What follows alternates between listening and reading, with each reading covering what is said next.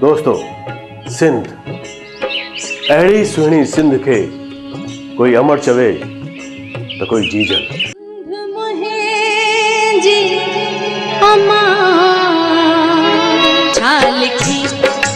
सिंधु नदी जंहिंजी गर्जना स्वर्ग लोक ताईं पहुचंदी आहे, उनके किनारे ते असांजे ऋषि मुनिनि वेद पुराण हिंदुस्तान में दाखिल थियण लाइ अचण लाइ दरवाज़ो हिकु ई दरवाज़ो असांजे सिंधी सूरमन कंहिं सां न मुक़ाबिलो कयो, दारा सां मुक़ाबिलो कयो, सिकंदर सां टक्कर ॾिनी ऐं अरबन सां भी मुंहुं तोड़ टक्कर ॾिनी।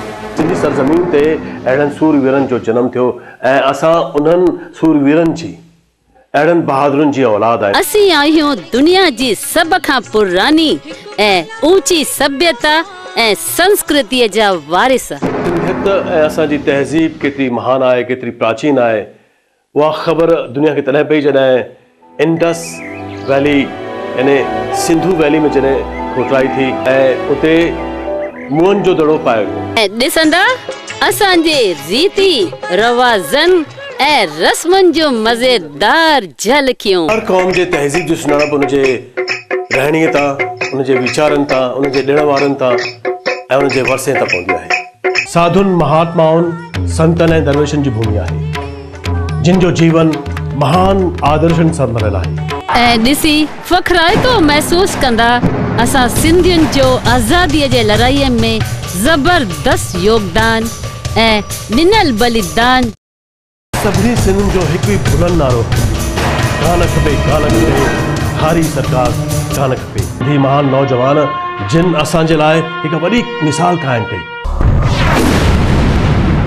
हिंदुस्तान पाकिस्तान जे विरहाङे जी मार सभिनी खां वधीक मार समाजनि सिंधियुनि ते पई। सिंधी हिंदुस्तान जे अलॻि अलॻि हिस्सनि में आया, निर्वासी करे न, हमेशह रहण लाइ आया, लेकिन साण खणी आया एक शानदार इतिहास, पाण सां गॾु खणी आया ईमानदारी, सच्चाई, लगन। सो अॼु हू इंडस्ट्री जे टॉप ते आहिनि, बिज़नेस जे टॉप ते आहिनि, सिर्फ़ मेहनत सां। सिंधियुनि विदेशनि में भी काफ़ी मेहनत सां नाणो कमायो। जॾहिं सिंधी लॻभॻि पंहिंजे पेरनि ते खड़ा थी विया, कामयाबी हासिल कयूं, इकोनॉमिक स्टेबिलिटी मिली, तॾहिं उन्हनि खे पंहिंजा अधिकार, पंहिंजा हक़ यादि आया। हिंदुस्तान जे सभिनी सिंधियुनि खे गॾिजी पंहिंजो आवाज़ मरकज़ी सरकार ताईं पहुचाइणो आहे। छाकाणि त असांजी सॼी स्टेट पाकिस्तान में रहिजी वई ऐं असां हिते स्टेटलेस सिटीज़न्स आहियूं। अमर शहीद हेमू कालाणी हिन देश जो हिकिड़ो शहीद हुयो।